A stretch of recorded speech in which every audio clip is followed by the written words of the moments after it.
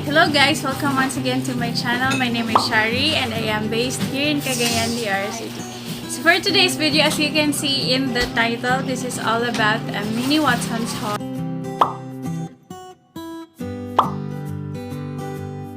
Sobrang common ng mga Watson's hauls dito sa YouTube. And personally, gustong-gusto kong nanonood ng hauls kasi nakakakuha ako ng mga ideas kung ano yung magandang bilhin, if in case may kailangan ako na bagay. So, minsan sa mga hauls ako nakakakita ng mga ganito. Usahay gaadtugid ko sa Watson's para magpalit og mga panginahanglan nga mga ginagmay nga mabilisan lang. So, muna siya. Pero karon medyo gamay lang ni ako ang gipalit. Gagmay ra magid pud akong gapaliton dito.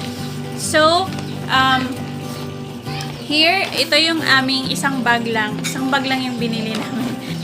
So, the first item that I've got is this bigger light tea. It's actually a laxative. Pero pag alam nyo yung pag nahihirapan kayong mag-dispose, ito yung pwede niyong inumin if this is okay para sa health mo. So, nagtitake ako nito pagkagabi. And then, lalo na pag nakakakain ako ng sobrang maraming carbohydrates na food. So, pagka madaling araw, yun nagdi-dispose na ako. And the whole day, minsan twice, yun. So, maganda to para sa digestion. So, ito yung aking usual na binibili from Watson's. Another item in this haul is this Nature's Harmony na anti-hair fall shampoo. So, ipapatry ko lang sa husband ko kasi sobrang dami ng hair fall niya. It's gugu and aloe vera. So, we will see kung effective ba siya. So, Nature's Harmony yung brand niya. So, sa Watson's din, around 100 mahigit yung price niya.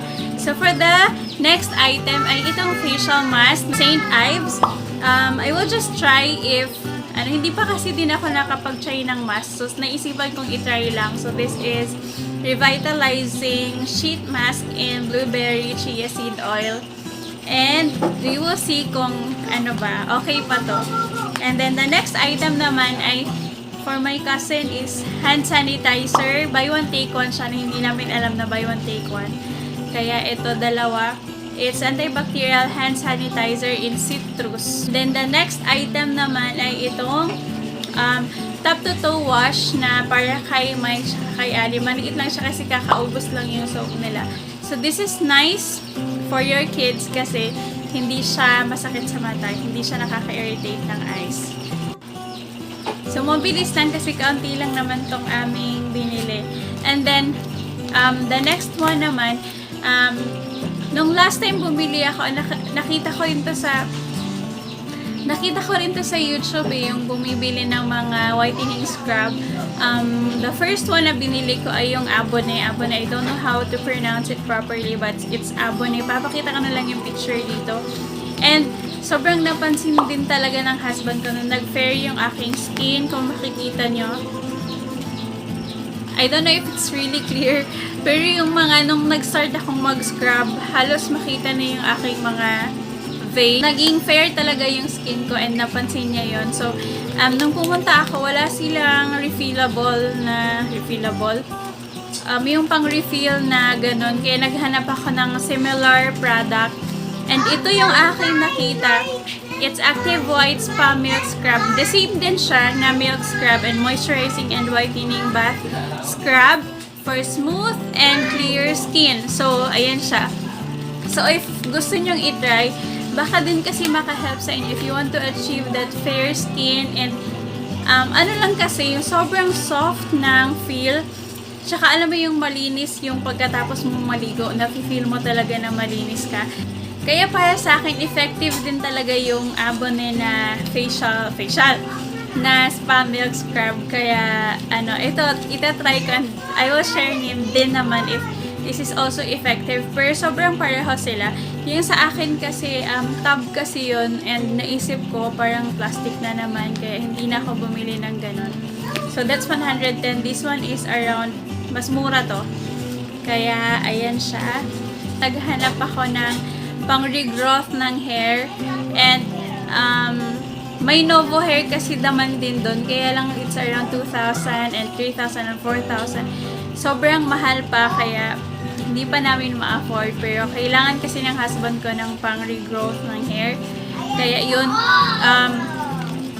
Hindi ko alam ha, kung nakapag-try na po kayo nito, please comment down below kung nasubukan, kung sino na sa inyo ang nakapag-try ng Argan Glow. It's instant. Instant ba to? I don't know what's the brand. Nakalagay kasi dito instant It's Argan Glow Moroccan Argan Oil.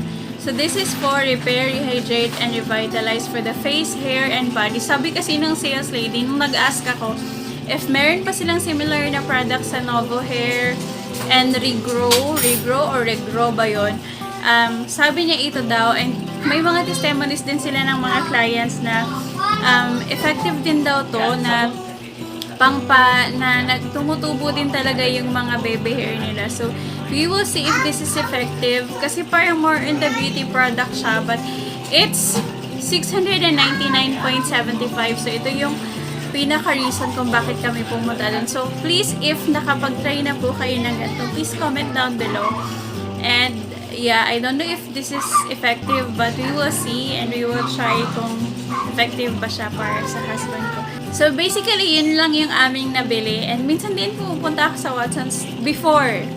Pag nauubusan ako ng brow pencil at saka ng powder foundation. Pero ngayon hindi na kasi umorder na ako online. Kaya hindi na ako mapupunta doon for that purpose. So, ano nga ba? Sa Watsons kasi, yung mga biglaan mong kailangan, makikita mo kasi doon. And para kasi silang 7-Eleven, di ba? Na pag ganyan mo may Watsons. So, medyo, when it comes to accessibility and yung mga availability ng products na kailangan mo right there and then, makikita mo sa Watsons. Kaya siguro isa din yan sa reason kung bakit sobrang popular yung mga Watsons hauls dito sa YouTube. So, yes, that's all for this mini Watsons haul. Thank you so much for watching. If you like this video, please leave a thumbs up. And please also subscribe to my channel. Click the bell notification so that you will be notified each time I upload a new video. Thank you so much for watching. God bless everyone. Bye-bye.